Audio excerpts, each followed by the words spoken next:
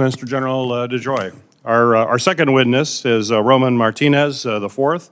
He was appointed to the Postal Service Board of Governors and confirmed by the Senate in August of 2019. As chairman, he is responsible for leading the Board of Governors, which oversees and approves the Postal Service's financial as well as operational plans to ensure that it's on the right track. Mr. Martinez's previous career experience is in investment banking and business, including 3 decades at Lehman Brothers. Mr. Martinez, you're recognized for your opening comments. Thank you. Chairman Peters, Ranking Member Paul, and members of the committee. Thank you for inviting me to appear before you today. I am honored to serve as chair of the Board of Governors. I joined the board with almost 50 years of experience in business and financial markets, including almost 30 years serving on boards of private, public, and not-for-profit organizations. From experience, I have learned to analyze complex business and financial challenges and to appreciate best practices of board governance. 3 years ago, Postal Management and our Board of Governors developed a 10-year Delivering for America plan to set the Postal Service on a path to fulfill its mission and to become financially self-sufficient. The Board of Governors continues to support the DFA plan and Postmaster General DeJoy's efforts to implement this incredibly complex and critical transformation of the Postal Service. We fully recognize that these changes will not be without impacts and temporary service disruptions. We must learn from such impacts and recover as quickly as possible. Now, I would like to make some comments on our financial results because they're very frequently misunderstood. Because the Postal Service has no control over some key expenses, it is important to analyze its financial results by focusing on its controllable income loss, which are the results that may be addressed by management. This is akin to the operating results of a company, not the extraordinary items that are sometimes needed to be recorded. When uncontrollable factors are added to the financial statements as required by generally accepted accounting principles or GAAP, sizable losses are reported. Those losses are not the correct way to judge the financial results of the Delivering for America plan. I'll explain. During the first quarter of fiscal 2024, the Postal Service recorded approximately $500 million of controllable income, but yet a net loss of $2.1 billion under GAAP.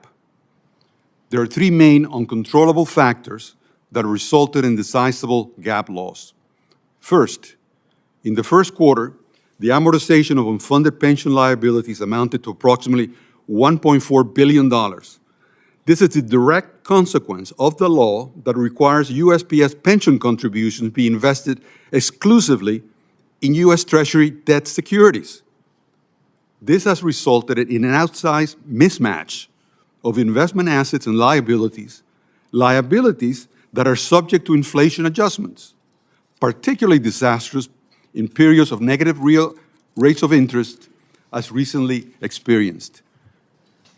Other independent agencies like Amtrak and TVA are not subject to these limitations.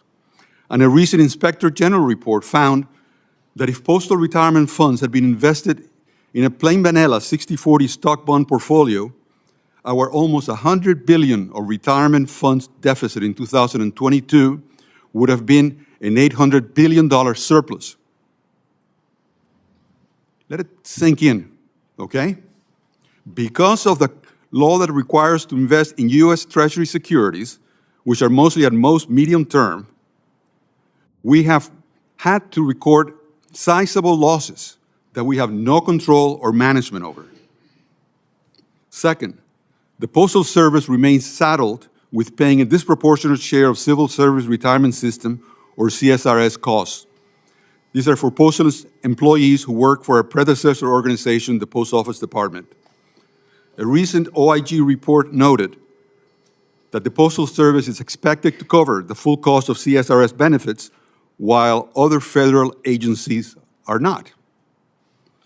If OPM used more modern actuarial methods, the Postal Service would have roughly $100 billion more in CSRS fund. And these are funds that we contributed, okay? These were not given to us by the government. The DFA plan assumed that CSR reform could be effectuated by the executive branch.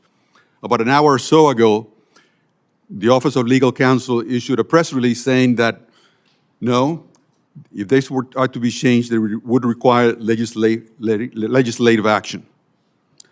I would submit this is an injustice, the way the Postal Service has been saddled. These two factors alone accounted for nearly 80% of our recorded losses last year.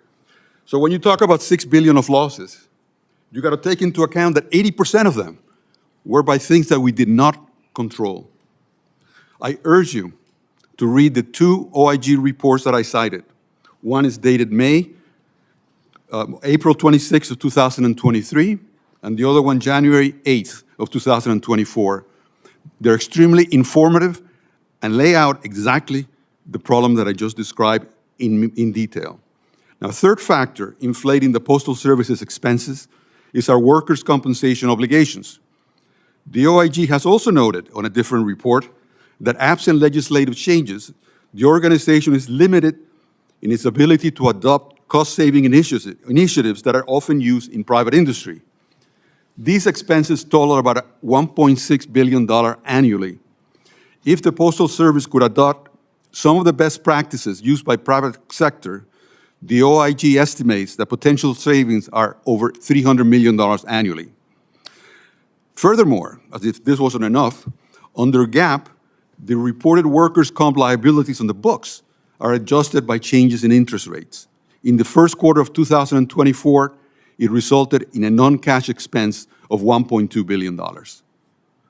And I urge you to read another report from the OIG of May 26, 2023, that goes into great detail as to this, frankly, travesty. Now, these are complex issues, but they're critical to evaluating the Postal Service's financial performance. In closing, while our finances have improved, as shown in the first quarter, we estimate a full-year controllable loss of $800 million, but that is down from $2.3 billion loss in 2023. And by the way, over the last 2 or 3 years, not only have inflation hurt our pension returns because of the negative real rates, but also has impacted our operating results in a tremendous way. 70% of our costs are salary and benefits, and they're subject to COLA adjustments. Another 10% are transportation costs, and they're subject to inflation, as we all know, from fuel prices. And we've been fighting that. And this result that I've cited, which is an improvement, have taken into account dealing with those inflationary impacts. As I noted earlier, in implementing a restructuring of this magnitude, there will be times when service falls short of our standards. But the Postal Service will move quickly to address them, while our infrastructure is being modernized and our workforce stabilized. Simply put, in my view, the Delivering for America plan is working, but it needs time to achieve its goals. With your help and support, we can continue down this path. I look forward to your questions.